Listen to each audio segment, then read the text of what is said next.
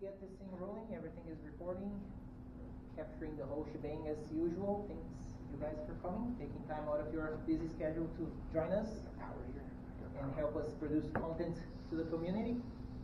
As usual, big thanks to Improving, my employer, for letting us use this space, the training room, the projector, providing us food and drinks and free parking, all that good stuff.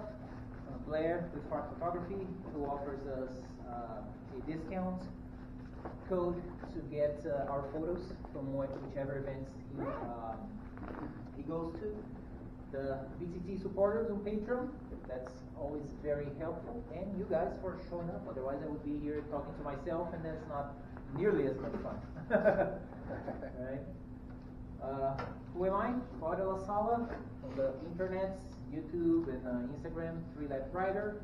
Started riding bikes on the street in early 90s, track riding just early 2017, racing since last March, or trying to. Track experience about just over 5,500 miles and counting.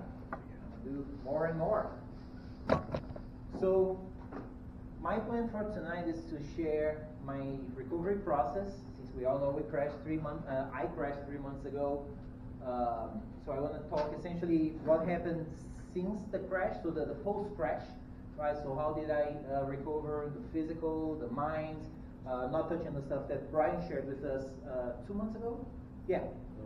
Right, 2 months ago. So thanks for doing that, by the way. That was great stuff. So I didn't want to do like any overlap. It's just whatever was specific to my recovery because of my kind of crash. So I wanted to throw that out there as well.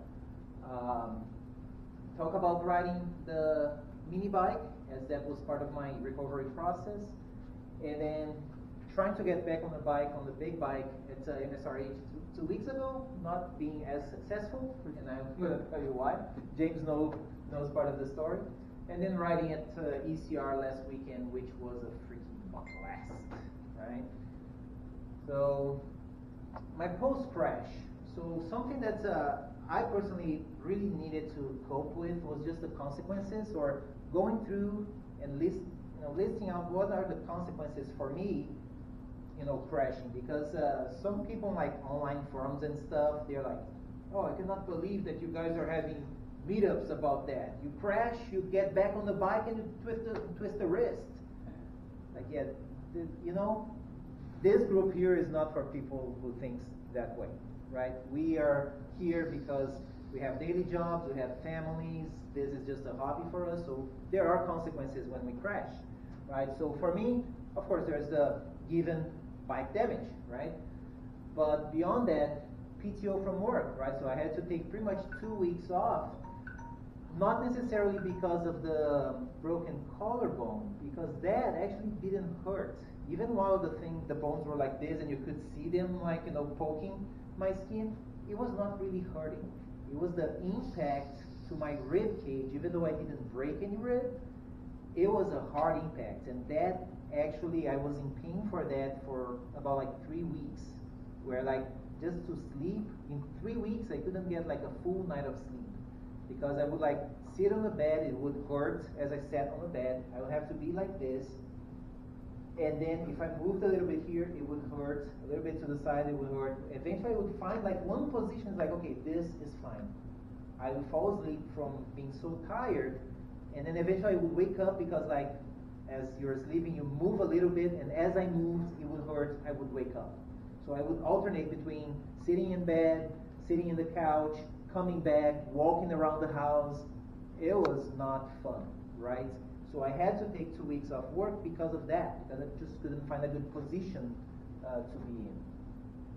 There were events I couldn't attend to, professional and personal, right? The professional ones, I was able to reschedule presentations that I had and meetings and stuff like that. That was all okay. Personal, there were family things that I missed and that I cannot recover from. Those were one-time events that you're either there or you're not. It's not going to happen again. So those things get in my mind, right? It's dang it. Medical bills, of course, even though, I have insurance and all that, medical bills pile up. right? They do show up, and life don't stop, right? And because I'm always very active, it's like I'm not gonna just be sitting there, waiting. I thought that I was gonna like catch up with like watching series on Netflix on those 3 or 2 weeks that I took out from work. Heck no, I was like thinking about my projects and writing out my notes and specking out things for the BTT website, and I was like keeping my mind busy and active, right? So, suit damage as well. Since my airbag deployed, I had to send it over to Denny's.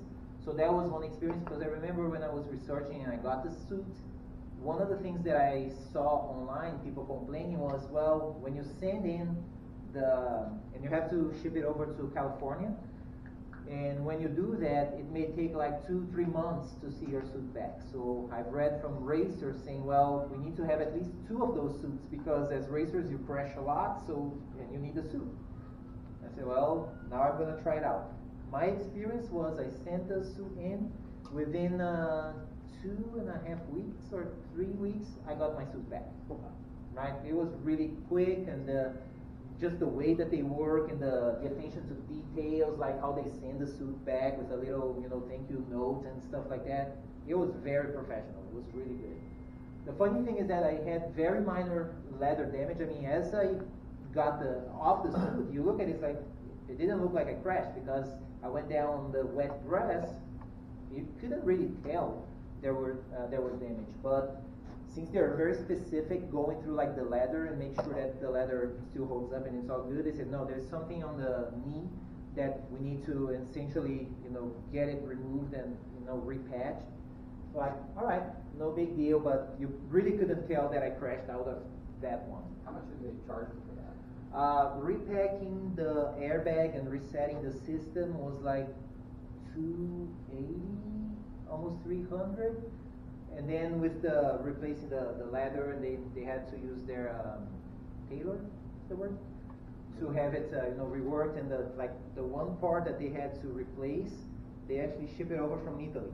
And at first they said, oh, it may take an extra 2 weeks to ship it, because there was going to come a week in Italy where the whole country pretty much stops, so they wouldn't have the thing. But the tailor, actually foreseeing that I would approve the budget, she had already ordered the part, had it shipped over from Italy, put the thing back together, and sent it back. So I think the whole bill came out as like $500, $550, something like that. So yes, it's like, well, the thing worked when I needed. Yeah. So I'm like, I'm not complaining, man. I think that's how much the air vest cost, the pullover ones that some of the instructors have. Those are Well, Jason, you have that one now, right? I was looking at those because I was thinking about Yeah, getting those are one. great too. Keep hearing good things about it. I bought it because my airbag did not go off when I crashed. Okay. The Alpine Stars. I don't have an airbag suit, so I was just gonna get one of those. Yep. That's what I did. Yeah, people have been swearing by it. No. So definitely have something. There's no artificial intelligence, it's just a board. Yep.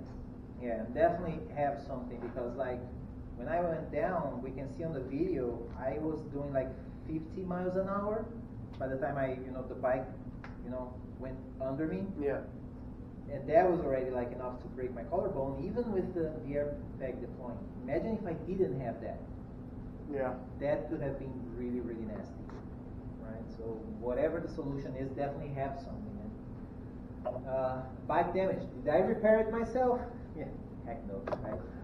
Even though, there was not a lot really to do on the bike, I just didn't have the time, the skills, the patience, or maybe even the frame of mind to go through the bike and make sure that it's okay. Because it's like, well, I can see what is broken that needs to be replaced, but I don't know like all the parts that I have to go through and maybe lose bolts and then get them back up. It's like, I've seen some videos, even Jason sent me some video where the guy goes through it. I'm like, yeah, I have to worry about work and family related things. Let me have somebody else work on that, so that by the time I'm ready with my mind and body, the bike is also ready to go along, right? So that's what I decided to do. It was a better use of my time. that was my reason. So the kind of damage that I had, the key broke in there.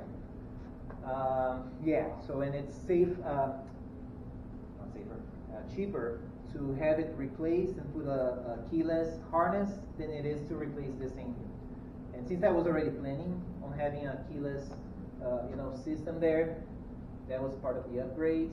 The windshield broke, no big deal. I mean, yeah, it's like $100 or something like that for the windshield, or 90, something like that. This part here where the fairing goes, this thing broke. The upper fairing there. Yeah, so that thing broke. Roger said that was kind of painful to find a replacement for it, but that was like the main part that broke on the bike. So then I just stripped down the bike, took it to Roger, because since I was already planning that weekend that I crashed, I was talking to Roger to have the rear suspension, to have him do some work on it. And it's like, well, might as well take it to Roger. He knows the bike. It used to be his bike, so he knows what to poke around. One thing that I couldn't see from just looking around, the bar had bent, but I couldn't visually see it. When Roger started messing with it and trying the throttle, the throttle was binding, and then he saw that the bar was bent. You got aftermarket cruise control from Right. a vent, yeah. Yeah, exactly. Right. Cold. So yeah, I had it like this, took it to Roger. It was great because I just took it to MSRH one weekend that he was there. He took it home and then brought it back 2 weeks ago. Right, so that was the bar that was bent and had to be replaced. No big deal. The physical recovery, it was essentially doing physiotherapy. I did about I think it was 11 sessions weekly, 1 hour weekly sessions. It started with me just doing pretty much this, right? Just moving, because I had been a while just on the sling, not using it. How's it going, man? How's it going, Michael? Thanks for coming. Good. Hey, Bryce. Bobbing. Right, so starting with something simple like that, or later, since I couldn't make these movements, it was like putting a towel, sitting someplace, and just going like this, to make this movement, but without using the muscle. That was the thing that the doctor said: do not, by any means, use the shoulder muscle to make this movement. Right, so I think it was on the 3rd week of PT. They gave me this, just do this 2 times a day, and get them going. Later, they started adding some resistance, so giving me those rubber, bands to put it on the door, and just different colors for different resistance to make this kind of movement, inside, outside, go like this, or pushing, pulling. But it wasn't until week 10 or something that they gave me something to actually pull this way, right? Again, because of the shoulder muscles. So after 10 or 11 weeks of doing that, the progress was pretty good. They actually advanced my recovery, because they said, no, you're doing really great. You're ahead of schedule in your recovery. I'm like, yes. And then my question to the doctor was, when can I go back? Right? And then he said, well, you're doing great, you look great, but the bones are not 100%, mended yet. You don't want to take the risk of even walking, going down and putting any sort of impact on the area. So that's the main thing to avoid. I said, okay, I'm gonna play the right thing and do it well. 3 months after surgery, that was the X-ray. So doctor saw that. It's like, yep, looks all good. Everything looks just fine. You can go. If you wanna, after a while, get rid of, go through surgery and get rid of the plates, it's an option. I'm like, nah, I think I'm good. Right? I don't think I want to go through another one. Just leave it like that. I'm metal to the bone. Right? Working the mind. For me, what works, I've mentioned to you guys, I do meditation. I've been doing meditation for several years now.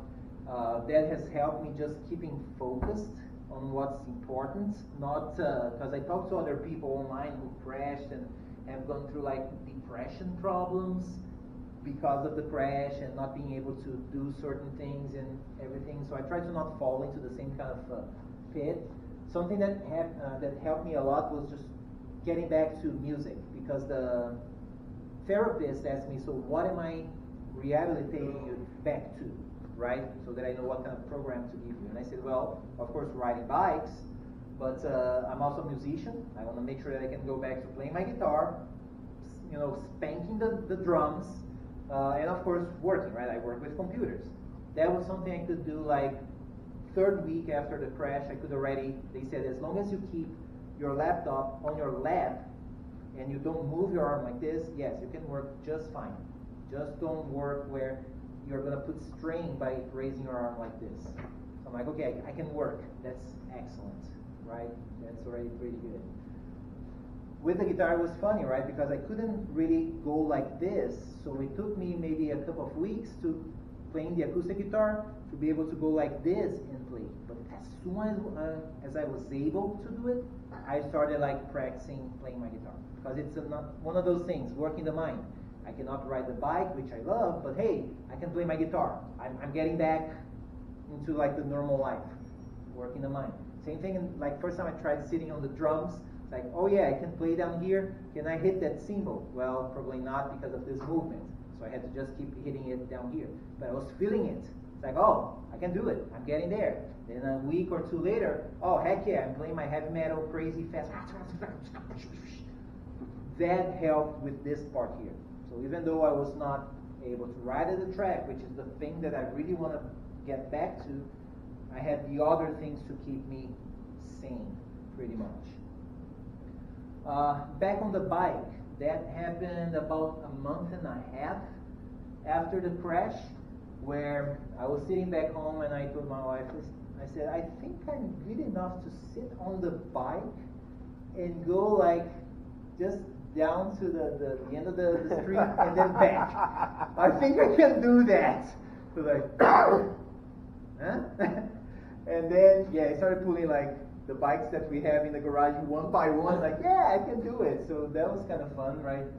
And I actually even had to capture it on video to then later show, right? So it's like, okay, let me get the easiest one that I have, the little cruiser, right? It's like, yep, I can go to the end of the streets and then come back, and then something more fun. Oh yeah, they're showing the little scar. It actually doesn't look too bad, right? Because they did the thing, instead of like doing the stitches, they did the tape to keep it like that, so it doesn't even look like it. Oh my goodness, but it's still the battle scar, right?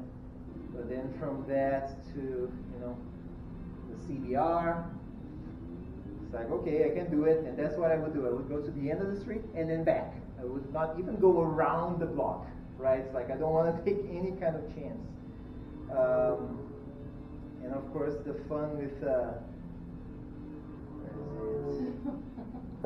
yeah.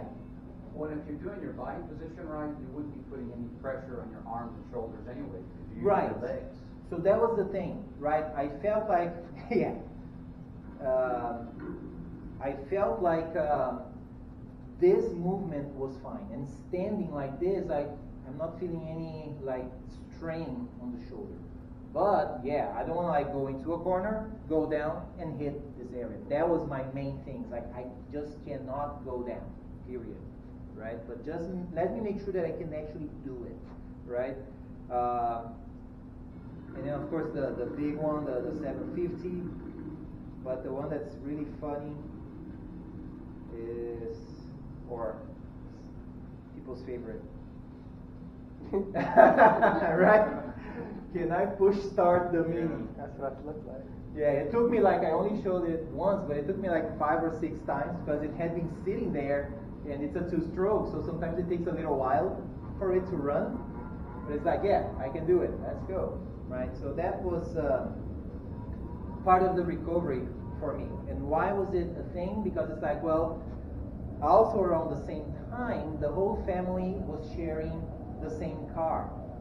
So it was a logistic nightmare, right? Because our son who works with delivery was using my car, and he has a crazy schedule. Like it's not like a fixed schedule. So we had to negotiate, okay, who's gonna bring me to work, drop me off, and then he would go do his work, and then later who's gonna come pick me up at work? Or if that, we cannot make it happen, we need to I need to take an Uber, and then that adds up real quick if you're taking Ubers every day, right? So it's like, I need to be able to at least ride the bike to work and back, right? It's a 5-mile drive, I don't get on the highway. If I can do that, it's already gonna help me out, right? Plus, it's the work in the mind. Hey, I'm back on the bike. I can do this, right? So fortunately, that's happened. I think just short of 2 months after the crash, I was coming to work on the bike, and then the bike I chose to ride to work was either the CBR or the 750. Why? The loudest bikes that I have. Because riding to work, it's scary. The stupid things that you see people doing. So I want to be on a big bike because if I see people swerving because they're on their phones, I'm going to rev up and scare the crap out of them, right? And that's what I did. Like on the way here to, take in Richmond, that's what I kept doing, right? And I'll talk about why riding the heavy bike was kind of fun later. So that was part of that.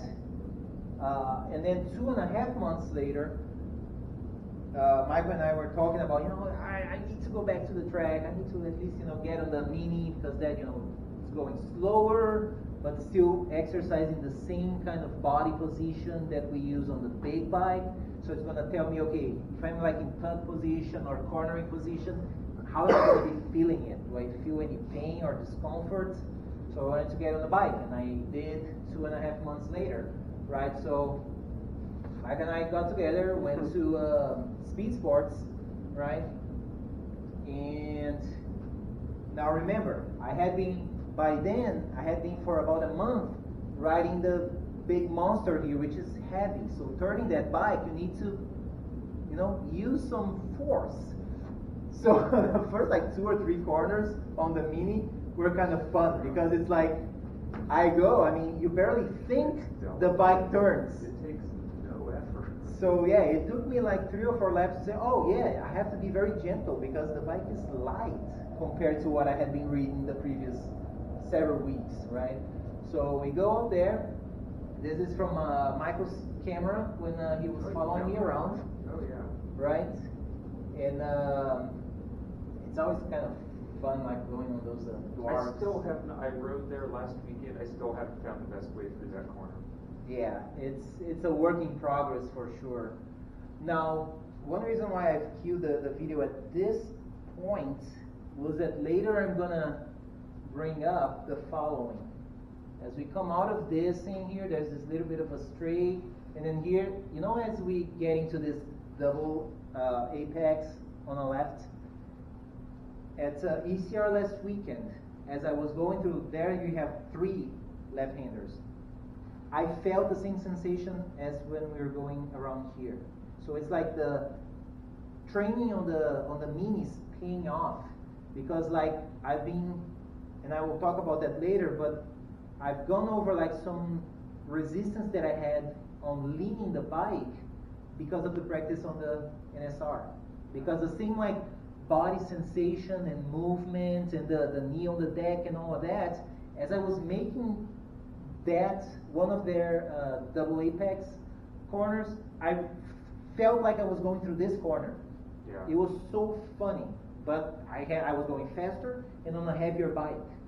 But I'm as I'm riding, I'm thinking it's the practice on a mini bike already paying off. So that was kind of cool. Now the other thing I saw or I noticed when we were riding out there There's was... a lot of camber changes on this corner.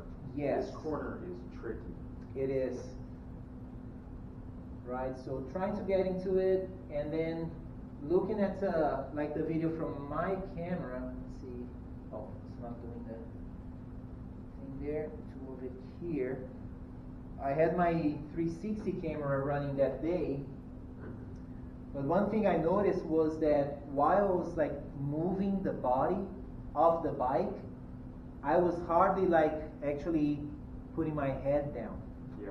You notice that I'm a lot Upright. Yeah. I'm really upright. And I didn't actually feel that as I was riding, but later watching the video, it's like, oh man, I was like this, probably just not feeling it, right? Or maybe scared, I don't know. But it was a sensation, right? That I Whenever had you're to like work that, with. you have to lean the bike even more. Yeah, exactly. Right, so yeah, it felt weird because it's like, you know, as I'm going into a corner here, we're even closer to the ground, and I'm thinking, okay, this is where I got injured. This is where I got injured. It's hard to get to not to think about that, right? Because it's so recent.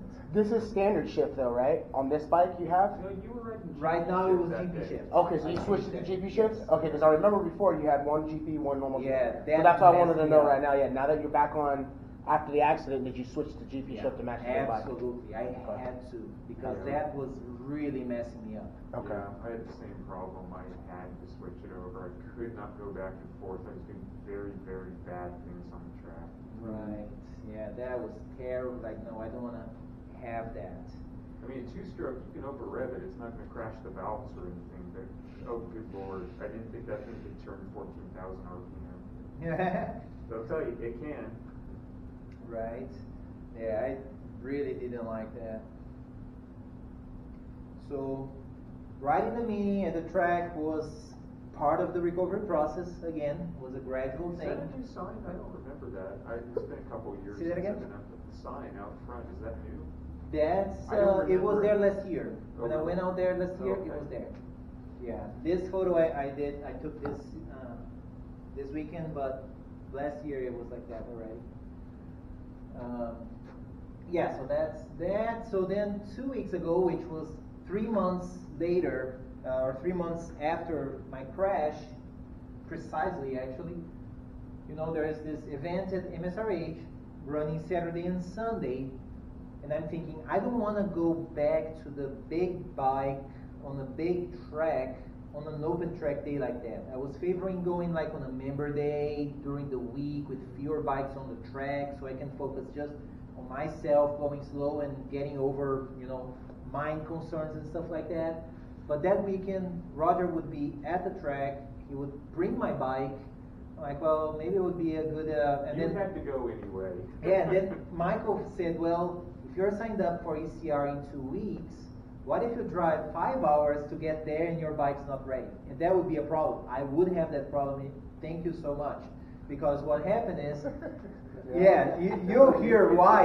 And we've heard the thing, don't work on your bike before you go out there, don't do anything the night before. So I remember that as Sammy's advice. Yes. Make sure, you know, go Yes. through it. So that's smart. And another one that paid off, and I'll tell you why. Yeah. So I thought, well, I'll be out there on Saturday, I'll get the bike, put the fairings back on, check the ergonomics, ride like 2 sessions maybe, just a little shakedown, make sure it's all good, and then I'm gonna call it a day. I'm gonna go home, right? That was my plan. It didn't work that way. Oh, and of course, also my thing was, okay, I go on Saturday, which level should I ride, right? Because I'm like, I will not be at level 3 pace because I'm coming back, I'm going to be going slow. But level 2 and 1 are always sold out like 3 weeks before the event, right? And I didn't want to sign up before I actually had the bike. And also level 2 is usually, it's like the worst level because you get Most red flags. it's the most red flags, it's the more disparate, like the difference in skill levels, because you get people who have just get promoted from level 1, so Yeah. they're still like erratic lines and not in control of what they're doing, and you get the guys who are really fast who should be in 3, that they don't belong in 2 anymore, and you get this mix. So it's always very like sketchy. And it's the level biggest 2. group. What's that? It's the biggest group. It is the with biggest most group. disparate level of skill Yeah. limit. Yeah, because people they decide not to go into 3 for whatever reason. Like, oh no, 3, you get inside passes, and you get the real fast guys. Let me just stay in 2, and then it bloats the group and it gets messy. And of course, like the fast guys in 2, they're passing all day long. They go into 3, not necessarily they're going to be passing all day long. They're going to be getting passed a lot. When you get the guys who turn like 135 laps and stuff like that. So I go up there, right? I get the bike. There is this is pretty much how I got the bike. So there is like the keyless harness hanging off, all the wires and stuff. So had to work that out. But you can see the part that broke. So Roger was able to find this one to replace it there. So that was good. Replaced the windscreen just fine. Now keyless, right? So that worked out well. The little upgrade, of course, the gas tank cap. Also keyless. Also keyless, very nice. Just bam and bam. That's like, yeah, I like that. I had already been thinking about going with a setup like this. Yeah. So to You not can't forget the leave the key key at anymore. home, yeah. Exactly. So I can remove that one item from my checklist, which is check the keys. Triple check the keys. Yeah. That's how I have on my checklist. Now I can remove that. Of course, you guys may remember the conundrum with mounting my reservoir. Jason knows that well, right? So Roger decided to replace the reservoir because the other one had like a little, very small fracture on it. So well, might as well change it. We got this little one, and I'm like, okay, now I'm back to where the hell do I put it? And the place that Chris mounted last time with a Ziploc, a zip tie, it wouldn't get there. I ended up putting on the wire on the cables. You see that? Mm-hmm. Yeah, because the cable seemed like stable enough. It was not binding as I put it there. I'm like, okay, I'm gonna put it there temporarily. It has already lasted 2 weeks, but I already got a mount that's gonna actually work out because of the size of this, and then where I have this extra thing already devised the plan to you, but I have the mount because I had to do the exact same thing as you. Yeah. I got the mount. I still have the zip tie on. Really? It's very, very close, but it's not close enough. Okay. Yeah. So I zip tied it to the mount itself. It's a wood To the craft mount. mount that goes on the clip on. I have the woodcraft mount, exactly. And I think we found a way to work around that, so I'll report back on that once I've made the change. So cool, I get the bike all, worked up, I have my warmers and all that stuff. Are those race fairings? They are race fairings. Okay, so you went from the other ones were OEM fairings, right? And No, now it's you've still always the had same. race fairings? It's the same. Oh, okay. Yeah, it's the same fairing. You didn't damage your bearings in the crash? A little, there's like a crack here, and on the tail, like where it mounts there, but That was it. yeah, that was it. Yeah. That was really it. So you didn't experiment with fiberglass repair? Nah. Chris told me whenever I need something like that to go over to his place because he does a lot of that. And my brother actually in Brazil, he's making parts for bikes there with all that. It's pretty cool, like tail sections and the whole enchilada. So yeah, only this broke, but it's not enough to like, oh, I need to replace it. Like, it's just fine. Right, so I'm like, all right, I'm ready. Let's run the engine. The battery is dead, my friends. Right, so that battery there, the Shariah had the small one, the lithium one, like all padded around. It had been discharged too many times, so the cells or one cell or whatever got shot. The charger would not charge the battery. Right, it kept like we would keep trying charging it, the charger would go like beep, beep, beep, beep, beep, indicating, hey, there is a problem with the cell, we cannot charge this thing. Like, how You couldn't jump start it? I didn't even try it because since the bike, remember, there's some sort of like parasite, electrical parasite that keeps draining it, so it would not gonna be able to recharge the bike, so I couldn't take the risk of riding the track and then the thing just dies on me. Actually, I was going to say with the keyless ignition now, you won't have that problem. One would think. Well, right? because when you turn off the kill switch, I mean, now that you have a real battery in there, Yeah. check it and see if you still have the parasitic loss. But with the way that's set, it cuts everything So out. though, yes, one would think, but the way it was set up on the Shariah, it already had the keyless harness, Oh, it and did? still it drained out. Interesting. Yeah, because I had that So- problem when I still had the key in there. Yeah, so I Yeah, need to take. You have some accessory connected directly to the battery, Michael. Yeah. The switch, the on-off switch won't do anything.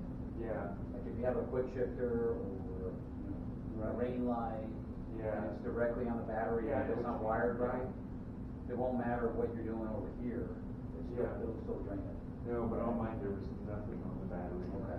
Still, if you left it like three months, it was still like. Yeah, so I don't know, I'm gonna have to take it to somebody who knows electrical stuff to run the test and see what's draining the I'll power. just ride it, you'll be fine. Well, the problem is that it does not last 24 hours if it's off the tinder. Wow. And if I'm not at the Oh, track that's- riding, that's- I need to put it on the charger. Oh, that's interesting. Yeah, I need to put it on the charger. And you And have I- a special lithium trickle charger? Yeah, Yeah, yeah, I had the it's Shirai cells, one yeah. because it's proprietary for the Shirai. Yeah, just Yeah, so I have still, so later, I mean, when the new battery that I got runs out, I may go back to the Shirai because I have the expensive charger for that, you know. But what sucked that day is like, okay, where the heck am I gonna get a battery, right? So I drive into Angleton to the auto part. Did you go back to stores. the church? I did go back to the Get church. that I first. should to just say, hey, throw me a bone here. So I went to a bunch of shops there. They had some bike batteries, but none that would fit the Daytona. I went to like 3 or 4 different shops there, Walmart, and none had one that would fit in the Daytona slot there. I call up Cycle Gear, they don't have it. I call our friends at Mancuso, there they had it, right? So I drive all the way from MSRH to Mancuso, get the acid battery, go back to the track, you know, put the acid there, leave it charging with Roger overnight, and say, well, I'm gonna have to come back on Sunday to finally try to ride the bike on the track, right? So that's what I end up doing. Of course, it's the bulky, heavy battery, right? But I mean, it will do just fine. And then finally, I hit the track. It's like, oh my goodness, I cannot believe that I'm actually on the track. So decided to go into the level 3 group because it was the only one that I could get in since the other ones were sold out. And I thought it's also the group where there are less bikes anyways. It's going to be safer. I go out there, turn maybe 7 or 8 laps. I'm running like 2 or 4 laps. Later I saw on my logs. Felt fine, right? The bike felt like, okay, it didn't feel too different from where I remember the ergonomics and everything were. So I do that. Now, I come out of that session, I'm hanging out there, getting ready to go out for the next session. And then, you know, when we are coming out of the staging area, right, at MSRH, right, we are already able to see bikes coming down the pit straight there, right? So usually normal procedure is you come down, right? You look what's happening there, right? Like I'm doing there. Eventually, when we approach like this point here, right? We slow down and we look to see if there are bikes coming. Because I remember still in level 1, there was this one time that actually Randy was gonna be coming behind me, an instructor. And there were bikes here, and I ended up like going like in the middle of the bikes. I mean, I didn't get really close to the other bikes, but it's like, man, that's a sketchy thing to do. And that, in my mind, is like, crap, right? So I always remember that. So I always stop here and look. Now, that does not help when, where did it go here? This is another video from another day. I do not have footage from that day anymore. So when you're coming out here and you see gravel here, what does that mean? Someone's wrecked there. Someone has came in way too hot and went through the gravel all the way to the tire wall there, right? Unfortunately, I've lost footage from 2 weeks ago in MSRH. I will explain that. I got to see it. You got to see it, right? So as I'm coming that day, I'm coming out here, I'm planning to go slow. I see a rider just about to pit out with me. When I'm like around here, I look and I see the bikes coming and I see them all tipped in. So it's like, okay, it's safe. They're all tipped in. They're going where they're supposed to go. I look over my shoulder to let the other rider know that it's like, okay, just go. I want to go out like on my own. Just pass, go by me and go. As I look back, with the corner of my eye, I see somebody coming really hot and not making it.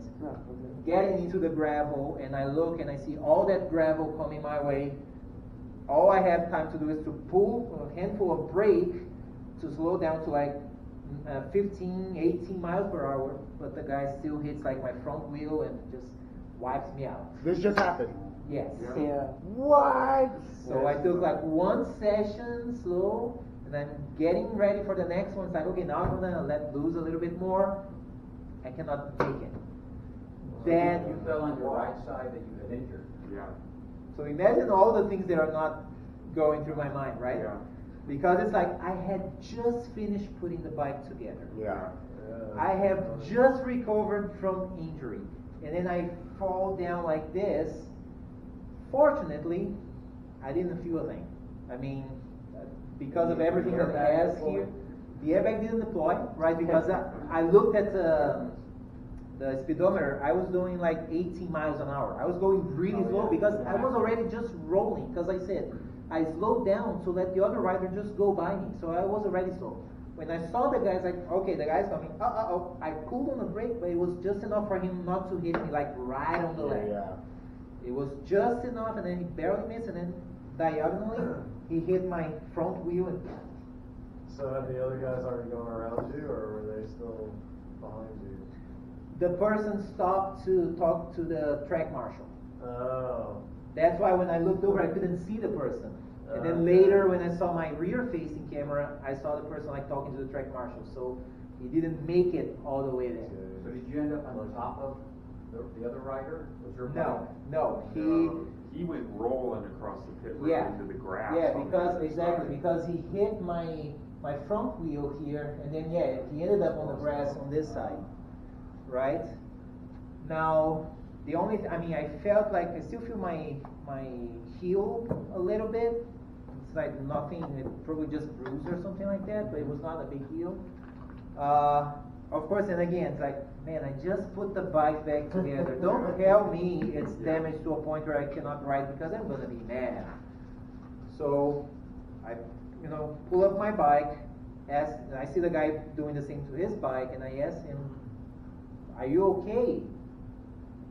Hey man, are you okay?" The guy is shaking. He is eventually like, "Yeah, I guess so." He was like shaken by the whole experience. But then he's already like rolling to, right back to the paddock.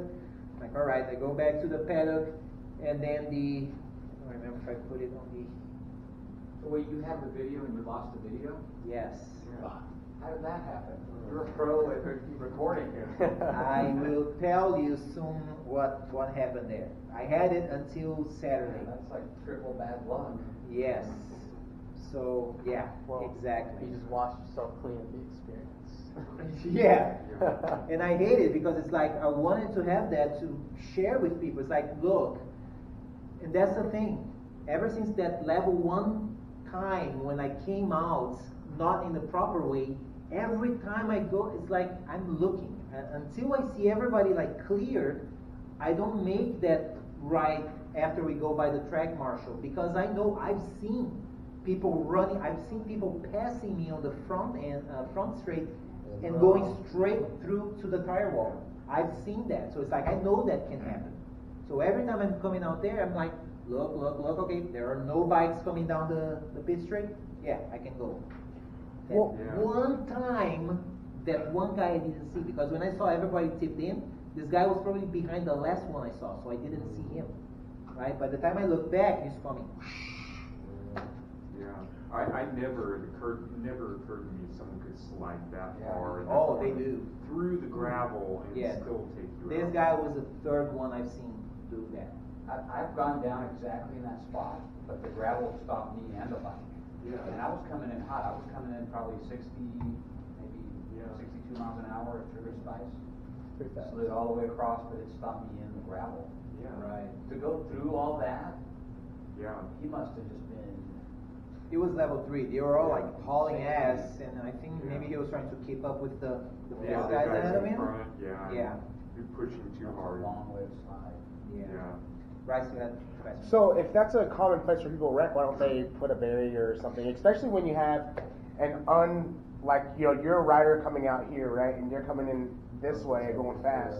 Why don't they have something preventing you from getting hit from a blind side? So for Just out of racing- curiosity. Yeah, like a firewall or something. For racing, they put the air fence Oh, right okay. there. Okay. So for skid marine, they always have the air fence there. But other than that, no. They just have the tire wall after pit out. So when something like that happens, who pays for all the damage to your guys' bikes? That's why you sign a waiver when you go on Nobody, the track. Nobody. Oh, okay. No, not That's the unwritten rule. between the two riders that collide. Oh. You just take care of your own stuff. Yeah. Oh, okay. That's how it That's works. good to know. And a lot of people are like, well, did the guy come to you to apologize or something? I'm like, if anything, it's on me. It's my fault. I mean, I mentioned that to Santiago yesterday or Sunday. He said, no, don't think that way. I'm like, well, I could have avoided that. If I kept looking and waited everybody to go by, that wouldn't happen. The guys coming hot, I mean, everybody at the track, at one point or another will run off the track. Right? It's not like the guy, oh yeah, he's coming out, let me go and hit him. It's one of those, there's not a lot you can do. That's just a Yeah. vulnerable Yeah, spot to be. yeah. What can you do? Brake more? I mean, No, you're going there's like 10 nothing. miles an hour. Yeah. What are you going to accelerate out of it? By the time you realize the trajectory is what it is, it's too late to react. Yeah. It's just don't go there until you know it's clear. Yeah. So that was, lesson learned, and I needed to, share that. Now here's something that paid off when Jason suggested removing, the stock. What do you guys call it? Right, and go with the clip-ons, because then again, my throttle was binding, and I had another bent bar because I fell on the right. But since I had the spare, all I had to do was to lose some bolts, get one out, put the other one back in, and I'm ready to rock. Those are cheap, they're like $9. Yeah. Something like that. Yeah. Right, so that was Well, convenient. before, Oh, I know all about track. bending it. Yeah. I drilled them before. What's that? Like Michael said, drilled them before. Yes, I didn't have that one drilled, but Roger was there. He had a drill, so I just took it to him. And he thought that I was taking it to him because he asked me to, just to have my spare already drilled. So I take it to him, and he's like, "Oh, you're already, drilling the spare." It's like, "No, I need it now." Like, what happened? I explained to him, like, "Oh man." So yeah. So another question I have with your air suit, with the airbag that fills up inside of it, if you're getting healed, if that would have gone off, could that have re-injured your collarbone? No, No. I doubt it. It's not like External close away from you. yeah. Oh, it goes away from you. Yeah. Oh, Yeah, okay. it's not like on the car where you can Yeah, that's what I'm just right on your curious. face, no, because it goes away from you, so it's not a big deal. Maybe I feel like pressure, right? Because the whole thing, Yeah. and then like within 60 seconds, I think, Yeah. it will deflate. By the way, on some of the aftermarket quick throttles, they don't come with pins, so you don't have to drill anything. Huh. They just stick You in know the that? friction. Oh, okay. Like on my quick throttle, I was looking for the pin, and I thought I'd have to drill, but it's Not just, there? it just sticks on two halves of friction. Huh. You know that. You don't need to worry about drilling. Good. All right, so yeah, that one already paid off. So thanks Yeah. on that tip, right there. Worked out well. So my suit's not shiny anymore, right? You jinxed me, man. Like, oh man, your suit's always so shiny because after the crash, the collarbone breaking crash, nothing you could see. Well, this one, yeah, at 15 miles an hour, it messed up the leather here and the elbow, no, not the elbow, the shoulder part here. It's like, yeah, whatever. That's I found that to be funny. So how's the confidence after that, right? So I skipped one session because I'm again, working on the bike, getting things in place and adjusting all. Like, oh man, do I even want to go out again, right? Skip one session. I'm like, okay, I'm gonna go out the next one again. It's gonna be my second shakedown for the day. Check the ride. Just check the ride. And this was on pit out, Blair was there, right? That's why you can see I hadn't put down the visor. And here is my face is saying, do I really want to do this? So I rolled out, pit out. I stayed there where the instructors usually wait for the students. I sat there for maybe about 2 minutes. I kept seeing the bikes go. I would see them coming out of the carousel, Jawbone. I'd be like, I'll go, no, I'll wait. I'll go, no, I'll wait. I stood there probably for like 2 or 3 minutes because I'm like, I'm not feeling it. Eventually when I saw no bikes coming, all right, I'll go. I took like 2 laps, really, really slow. I felt horrible, no confidence whatsoever, right? And then eventually I saw a corner of my eye, a bike approaching. I do like a hot, pit, right through the pit, slow. Again, I go and I sit there for another like minute or 2. Like, do I want to do it again? And then I go another 2 laps, and then I pull in, and it's like, I'm done for the day. It's like the bike seems to be handling fine. I'm done. And then I just packed and leave. It's like, I don't want to do this anymore today. I'm just not, the mind is not there. Nothing good would come out of it, right? So the confidence was really, really shaking at that point. But, well, I'm signed up for ECR, so let's try this again, right? Yeah. It's both, let's try this whole riding the bike again, but also that was the place where I put the bike down for the first time last year, right? So yeah, there's a double entender here, unfinished business here, right? So yeah, we heard that they've resurfaced the track, so let's try it. So one thing that I'll just mention because is this in Decatur? Is there a Buc-ee's in Decatur? not in Decatur, but on the way there. Oh. I don't remember which one this was. Someplace. I don't remember it very well, but it did seem like there was Then- much of yeah. music out there. Right there. No, you got to do it way before. Yeah. Right. So one thing that I got from Chris when I was prepping for NOLA earlier this year, I was telling Chris, well, I need to take off work and then get stuff at home and then drive to NOLA like around 5-ish or something. He was like, are you crazy? Right? I said, what are you talking about? He said, well, do you really want to fight I-10 on a Friday at like 5:30? Just sit there. It was hot already the time of the year. Do you really want to do that? And then he suggested, go home, load the car, sleep, wake up like at 1 or 2, and then go. Like, yeah, I like driving at night way more than I do, any other time of the day. So that's what I did back then, and that's what I did this time also. Because I had a meeting here, a training at Improving on Friday until 7. So I left work at 7, got back home, loaded the car, slept from 9 until 1, woke up, put the bike on the car, and drove from 2 until 7. At 7 I got to ECR.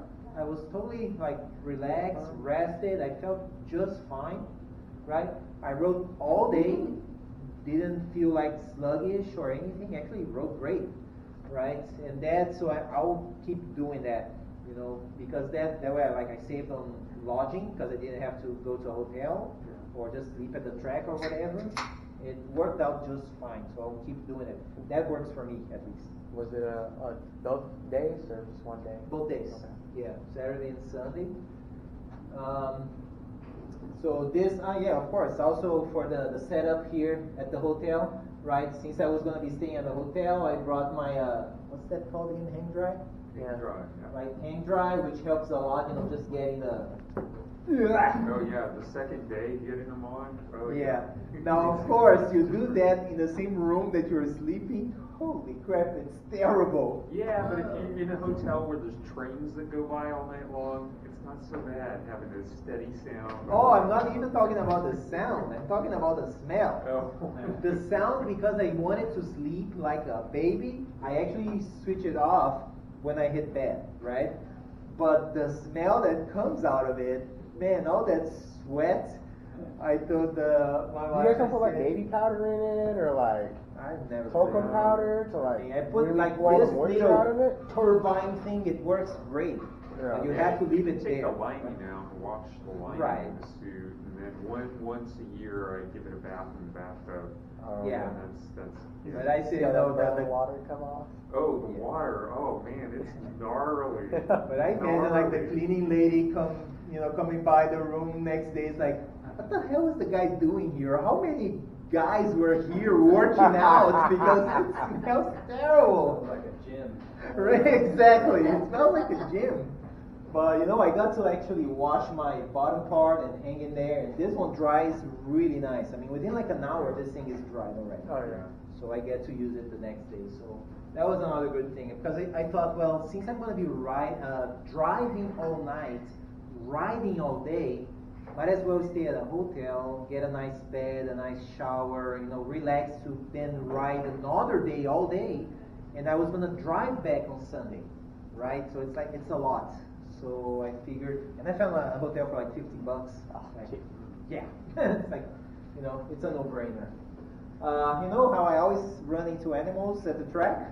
Oh, It's the scary. size of that spider, man. Huge. And put it into context. Wow. That is- What is that? What kind of spider is that? I, Did they tell you? I have no idea. Yeah, don't fall asleep with your mouth open. Yeah, the thing is like, I mean, I think it's huge.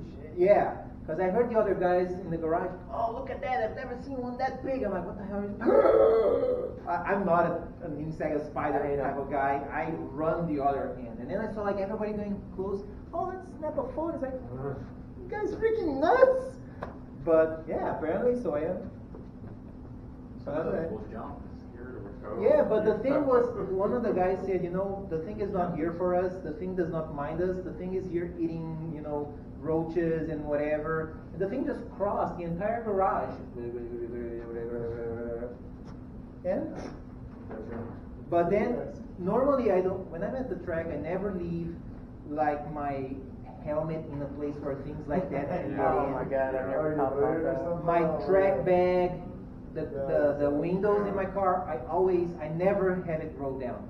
Because it's like, if I know that there are these things around, I don't like on the tracks when I sleep in the car, imagine me like trying to get some sleep and the thing like, oh man,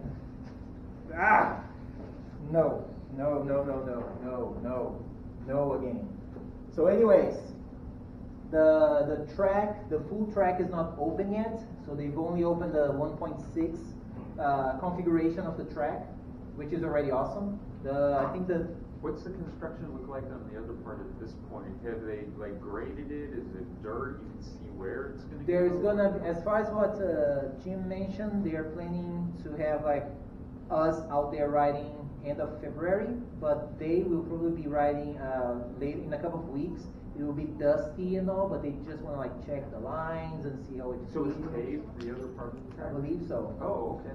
Yeah, I believe so. So is it essentially the track it was before, just repaved everywhere, or did they change the new part of the course that they're at? This section that I rode, very similar to how I knew, but I rode the full course last time, right? And I'll show you where it's It's like all the same except after 4 in the yoke track, after turn 4, You go it's it goes that way, Yeah. then it comes back on 5. Exactly. Okay, so it's pretty much the track it was a couple of years ago. Yeah. Okay. So maybe the camber changed, of course the Yeah. surface, but the configuration on that sector is the same. Yeah, the turn 5 before, the right-hander had a weird concrete patch, I remember. Yeah, so that we didn't get to see that And we because looked that's at where it it goes here, Yeah. right? And we went this way. This, by the way, the coolest part of the track, right? So we go pit out, it's the same deal. We have turn 1 and 2. Actually, I should be using this, right? Turn 1 and 2, it's the same thing as we Yeah. do before, right? You go uphill into turn 3, Same. double apex, same thing. You drive out. Same. Here's a sort of blind apex. You go downhill and then uphill, and then a little bit more, higher. This section is so much fun because you get really open throttle, and you go down and up, and then a little down again. So it's almost like a barber on that section where you go up, and then you feel like, and then you go down. It's like a roller coaster. Yeah. It's so cool, right? And then here, that's where I crashed last year, right? Because we couldn't make this line.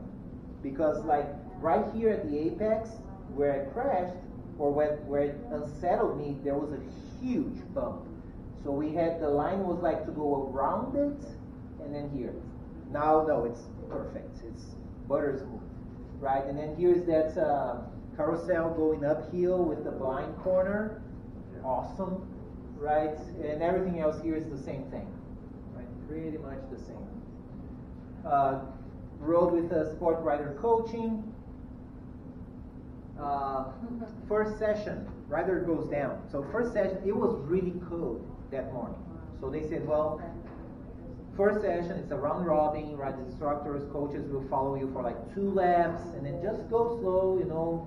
It's a new track, make sure that, you know, you get used to the camber changes, and, you know, go slow. And then we take 2 laps. The instructor lets us go by next corner, the last corner before the main straight. The rider right ahead of me, right in front of me, goes down. I'm like, oh no, not again, because as he went down, my immediate reaction, a little tap on the brake, right? Because I didn't even think, well, as he low-sided, he's going to get off the, I just have to hold my line. Yeah, exactly. Right? But no, immediate reaction was like a little tap, and then I feel the front like, just a little bit, and but I held the line and I keep on going, but I've already seen like, okay, I'm running into his bike, I'm going down again, oh crap. I'm thinking all that in that like half of a second. But no, that didn't happen, fortunately. With them, we do the 2-to-1 ratio, like 2 students per coach. This is some footage from one of the coaches, and then this was my coach for the day, Sean, and myself. Oh, you went with Sean? Yeah, work with Sean both days, right, Saturday and Sunday. That also means I got tons of footage. That's something that's really cool working with them, because I've never come out of the track, of a track day, with so much footage of me where I can actually see how I'm riding and see what I'm doing and see what I can do to improve. So I got a lot of it, which I loved it. Now, look at that. One thing that's you have to work with, and it reminded me of California Superbike School, where in our session, in our group, we had novice and intermediate riders.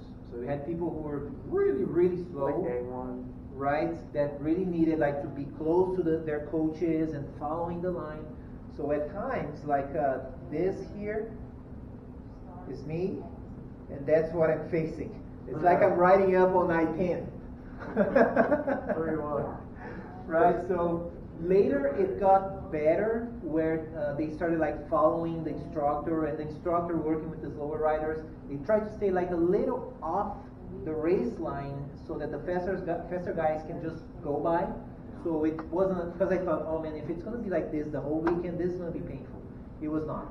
It was really like the first or second session where people are still like, where do I go, where do I go? Yeah.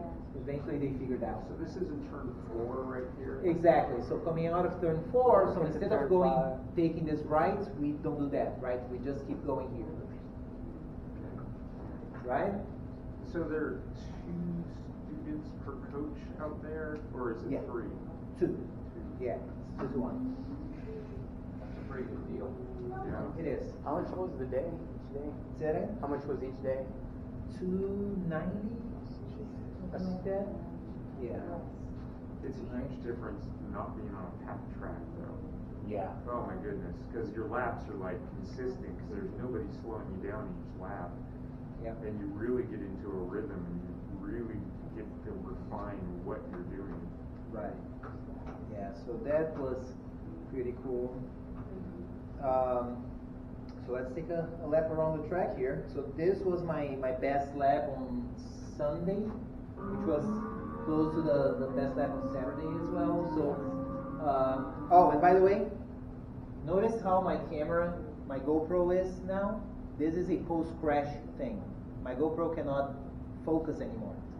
It That puts looks the a little- focus on looks the immediate thing that it can Oh. see. Oh yeah, so the bike Yeah, was because you have that blurry. nice clear screen now after you replaced it. Great Yes. optics, but So notice that like here is like crispy Yeah. clean, but not here. And I noticed that on the last two BTT meetings when I recorded with my GoPro, it's recording still. With my GoPro, it was focusing on the table, not on us here. And then it dawned on me, it's like, yeah, the focus thing on the camera is toasted. So that's why it looks like that now, a little bit blurry. So we need to work on that.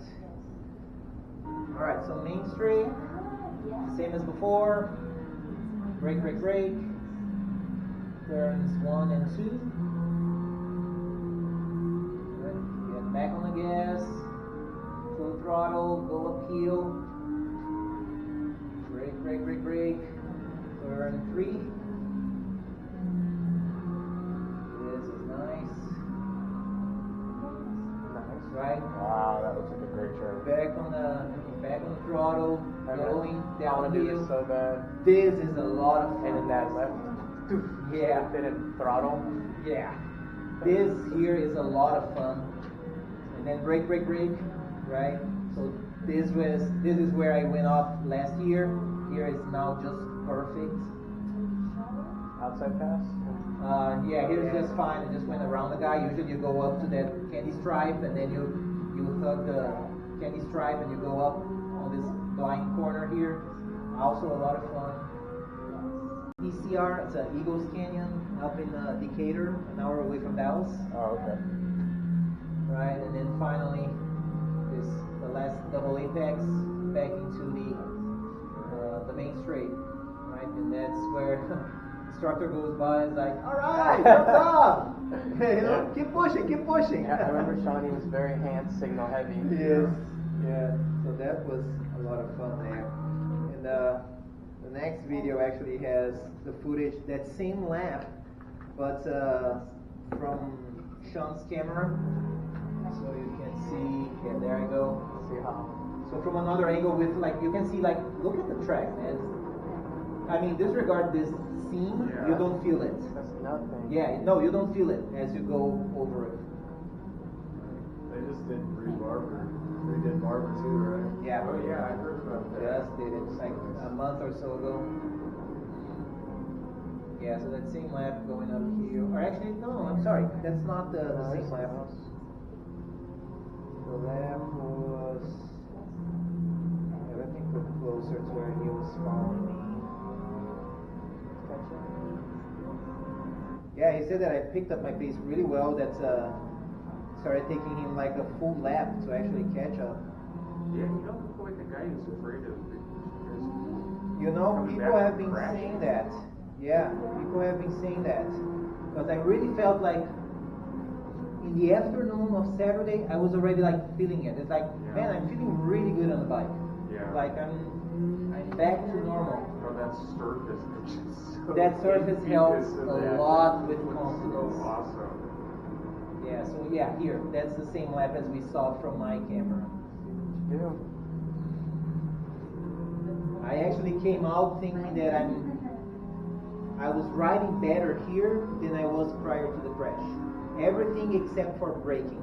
I'm not braking as heavy and as deep as I was prior to the crash. Are you feeling it in your shoulder when you brake? I was just not. No. Oh, you mean the injury part? No. Because you're going into the bars. Yeah, no, but it's not that. It's just me like working to be smooth on the brake, but still braking hard. But following that modulation between, just gentle squeeze, hard, and then let it go.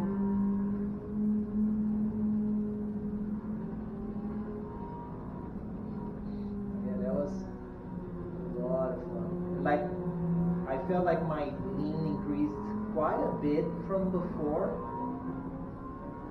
Got more comfortable with that, and just the amount of grip on the thing, and knowing that there are no seams, there are no bumps, there's nothing. Yeah. Like you can try whatever line you want, that it's safe. I wonder if CMRA is going to race there again now. I Oh bet man, you. that would be. I bet you. Why because- weren't they doing it before? Because it was so bad. Yeah. Yeah, it Just was too dangerous. dangerous It for was the speed. dangerous. Yeah. Yeah. Right, It was- too, they stopped doing that. Do you think Ride Smarts are going there again? I thought they had a problem with, what's his face? Who's in charge of Jim? Ride Smart? Oh, Dave? Dave, yeah, Dave and Jim or something. Had like I think they were talking about how Ride Smart lets too many people on track and make it right or something. Yeah, I don't know, man. You know, if it stays like that, I would even consider like trying to become a member or whatever because the track is so flawless. Yeah. I'd pay the extra money to go on the track. Yeah. They just keep the number of people down. Well, you guys know I rode Sachsenring last year in Germany, right? That was, when I rode it there last year, they had repaved the track the year before. This felt like the European track. I kid you not. Not just the track configuration with the elevation changes, but the quality of the surface, Yeah. it's this. It's like, you know, it doesn't get any better than that. You know? So that was pretty good. They cleaned up, I mean, you can see from the video that they cleaned up everything around it. Yeah, there's no sealer. And this corner is Exactly. horrible. Yeah, like everything here. They've cleaned up the whole enchilada. Right, I mean, you can see from here, like, that far, it's all clean. This is the short track? This is the short track. Right, so here, yeah, as I go around, you see where it didn't go, that they have an extension. By the way, this corner here is the one, oh, didn't get there, right. Is the one that I said it reminded me of Speed Sports. As I was Oh, yeah. going around, you know, making that left-hander. Yeah, those curves too. Yeah.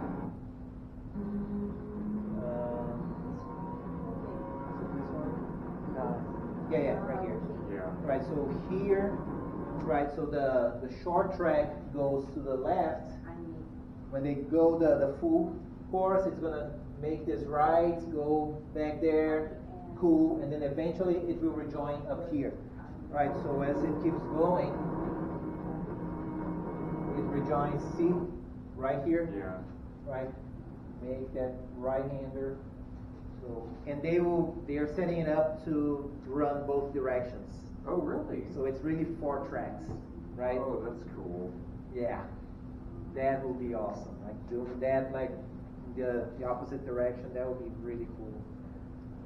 So that was great. I mean, I felt great. I felt in control. I didn't feel like there was anything holding me back. I felt the confidence, like on the bike, on my skills. Everything just, it clicked. Right? It felt nothing like 2 weeks prior to it at MSRH. Just everything just clicked. On the braking, it was just like I don't feel like working on, you know, hard braking this weekend. I'm just like trying to learn the track, the line. I did practice like just getting harder out of corners, so I worked on that. There is something on my bike that I still don't know what's happening, that in second gear, when I come out of corners, when I peg it, imagine like on a carbureted bike that not enough gas is going in, so you get a that's happening on my bike. And that scares the crap out of me if I'm coming out, you know, hard out of a corner and I still have lean. Is the clutch plate slipping? Yeah. I don't know if that's what's happening. Only happens in second gear and when I'm pegging like that. Have you changed your spark plugs recently?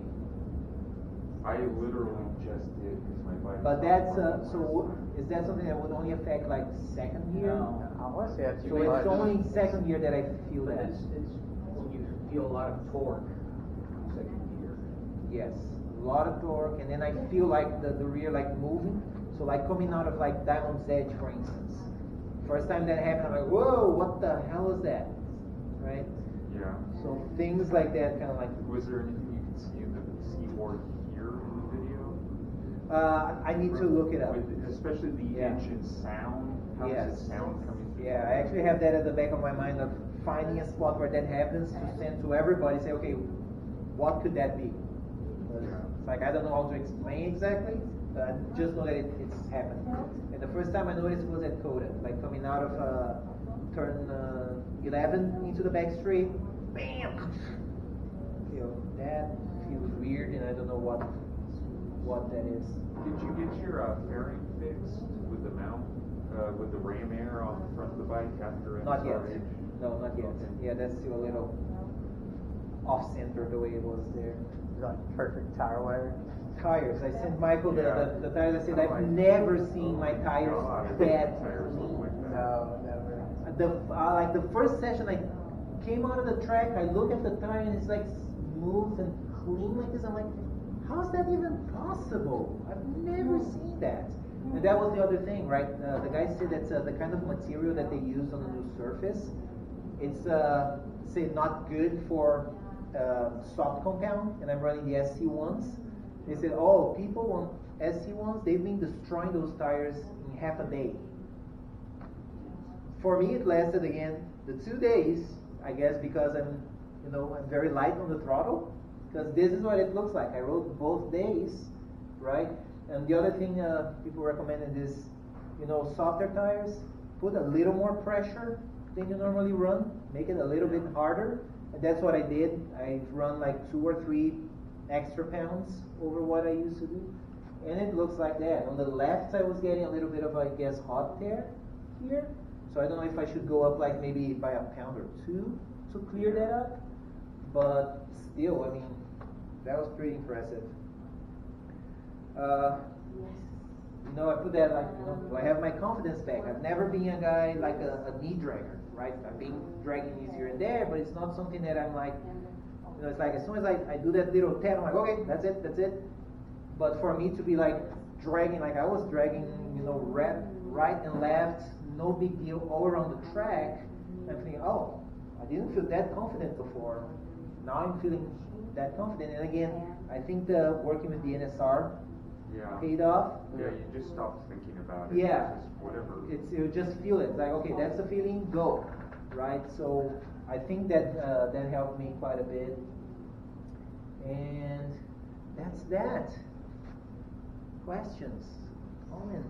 Man, when's the next sign up? When he's going to publish another schedule? He's got like a win day at the end of the month, and there's nothing else on the schedule Oh, for yeah. the rest of the year yet. So yeah, I don't know. I forgot to ask him. So you're not going this weekend, MSRH? I am. Oh, okay. Yeah, You? I am. I'm going. Yeah. Oh, I didn't get your phone number. I sent you a text message. I think it actually went to your email. No. Yeah, I'll do it too. Yeah, I'm going to because I want to ride this weekend just like in preparation for CMRA the following week. Also, there was the question like how am I going to feel as I go through my crashing zone at MSRH? Yeah. It did come to my mind as I was going, like, don't look there. I know you're there. I don't want to go there, right? But I mean, it didn't play a major role. A similar thing that happened to me when I crashed happened at ECR, where I missed shifting right on the corner where I crashed at ECR last year. Oh. Yeah. What shifting error are you doing? Or I upshifted instead of downshifting. Oh. Right, so as I was approaching the braking zone there, I guess at some point it came to me, oh yeah, that's where you went off. And then I went up, but immediately I felt that, and instead of doing what I did at MSR, which was to stand up like a right, correct the mistake, and then run off track, I just went in, I kept riding. Yeah. So it's like, yeah, lesson learned. But yeah, at first it kind of like freaked me out. Like, what the heck is happening here? Right? So I do know that I need to work a little more on my shifting, because that's like, because it was the thing that messed me up, I felt like I was not as smooth on the shifting. Like, upshifting just fine, but like downshifting into braking zones, it's something that I need to just rebuild the confidence on that aspect of riding. But for everything else, I'm